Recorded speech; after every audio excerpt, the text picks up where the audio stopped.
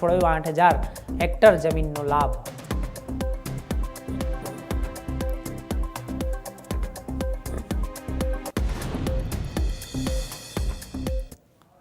નમસ્કાર, હું હર્ષ Rathod, India news ગુજરાતમાં આપનું સ્વાગત છે। સમાચારની શરૂઆત કરીશું મોટા સમાચારથી। વાત કરીશું બ્રેકિંગ ન્યૂઝ મળી રહ્યા છે, સૌથી મોટા સમાચાર સામે આવી રહ્યા છે।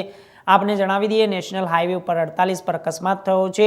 એક વ્યક્તિના મોતને લઈને જ્યારે મુંબઈ અમદાવાદ હાઈવે પર માર્ગ અકસ્માતમાં મોપેડ અથડામણ, ટ્રાફિક જામ અને ડ્રાઈવરની ગફલતને કારણે અકસ્માત સર્જાયો છે। પોલીસ ઘટના સ્થળે પહોંચી છે, મૃતદેહને પીએમ માટે ખસેડાયો છે।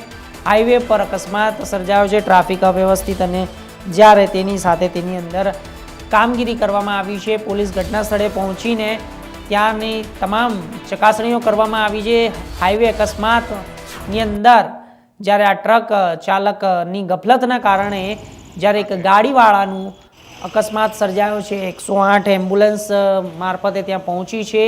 ટ્રાફિક જામના દ્રશ્યો સામે આવ્યા છે, એક મોપેડ પણ તેની અંદર સામેલ છે અને આ સાથે પોલીસ ઘટના સ્થળે પહોંચી ગઈ છે અને તમામ અત્યારે તપાસ ચાલુ છે। જે પણ લોકો આની અંદર ઘવાયા છે તે તમામને હોસ્પિટલે લઈ જવામાં આવ્યા છે અને માર્ગ અકસ્માતના અથડામણમાં ટ્રાફિક જામના દ્રશ્યો પણ સર્જાયા હતા।